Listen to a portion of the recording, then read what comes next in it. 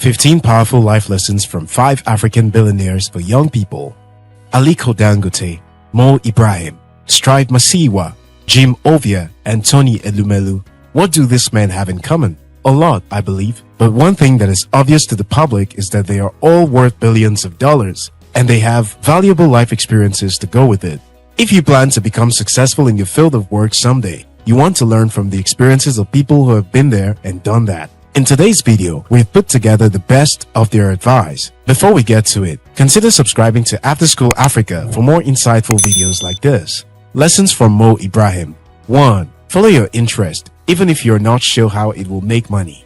Having developed interest in telecommunication, Mo Ibrahim decided to specialize in the then unfashionable field of mobile communications. At the time, there wasn't a sure way to make a lot of money from the field, but he chose this career based on his interest. I found the work thrilling and absorbing. I certainly had no idea it was going to make me a lot of money, he said. Wealth is a result of creating significant amount of value. If you focus more on developing the capacity to add value, the money will follow. 2. When they say no to you, do it yourself. Mo Ibrahim then set out to become a businessman. In 1983, British Telecom lured him away from academia to be the technical director of Cellnet. He observed that the telecom operators were spending billions of dollars on hardware and that they could spend less and still achieve superior coverage. But this employer failed to grasp the potential. After spending 6 years dealing with corporate politics, he resigned and starting his consulting company, designing technical specifications for operators. The company was later sold for almost $1 billion.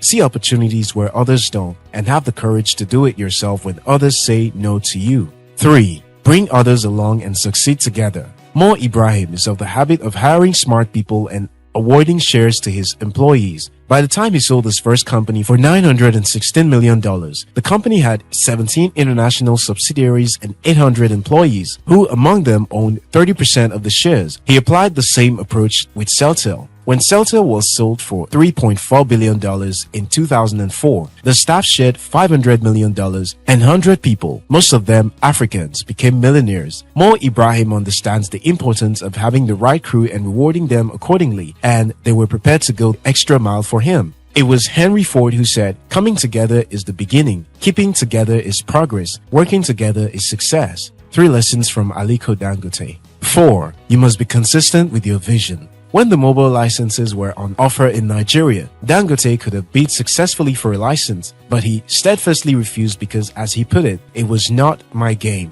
When oil blocks were on offer, he stayed away. He did not chase every type of business like a man trying to get into everything. He stayed focused and remained consistent with his game. What is the lesson? You must focus on the thing you know best and get in very deep. You're bound to encounter challenges and difficulties, but never use those challenges as an excuse to dabble into every seeming opportunity. Success follows consistency. 5. You need information to make the right decision.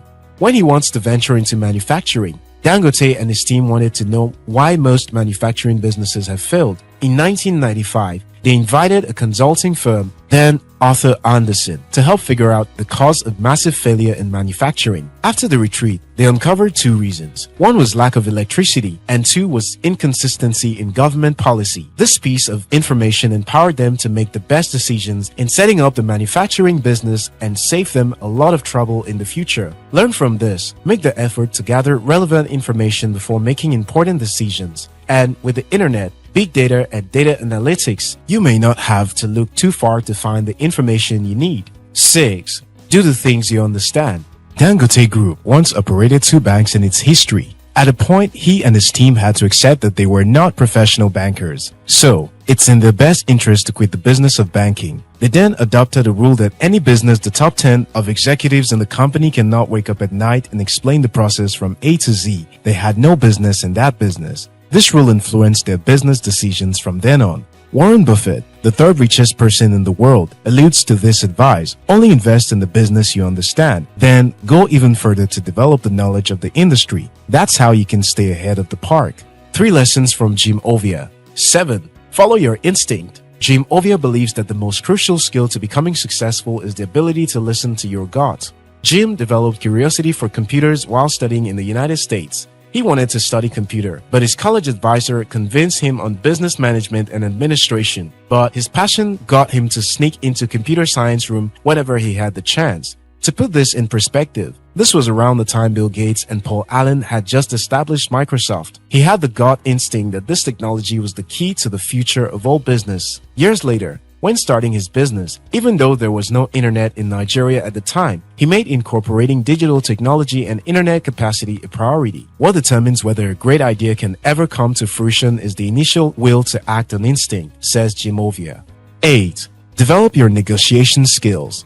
Jim told the story of how he started a used car sales business during NYSC. Jim had identified that there were many beat-up cars available for sale. He would buy off those cars, get the mechanic to refurbish them, and sell them at a higher price. He claimed to sell those cars for double and even triple the price he had paid for them. But his most valuable lesson was discovering and developing his ability to negotiate with the original car owner, the mechanic, and the buyer. This skill played out when negotiating for a banking license. He was not qualified on many fronts, but he negotiated his way to being granted a license. Negotiation is one of the most valuable life skills you can develop. 9.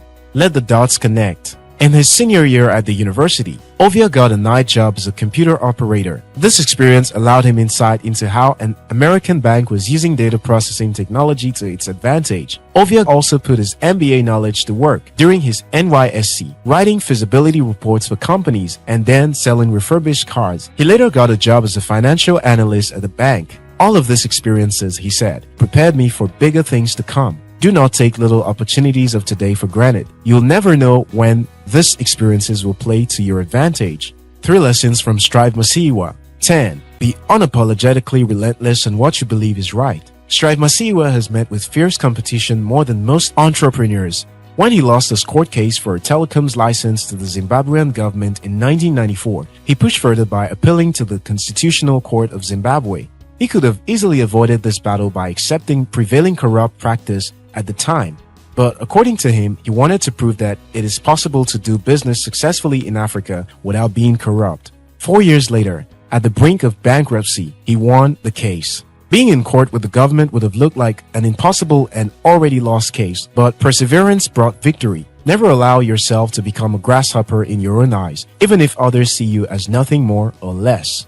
11. Prepare and practice. Masiyiwa once shared the story of how his team beat for telecom license from the government of Botswana with 4 already established companies: MTN, Vodacom, Bharti of India, and Orange. Mascom Wireless was barely a known name. Neither were members of his team. While competitors came in private jets, his team managed to afford land travel. Despite all the supposed limitations, through weeks and weeks of planning and mock pitches, Mascom Wireless won the bid.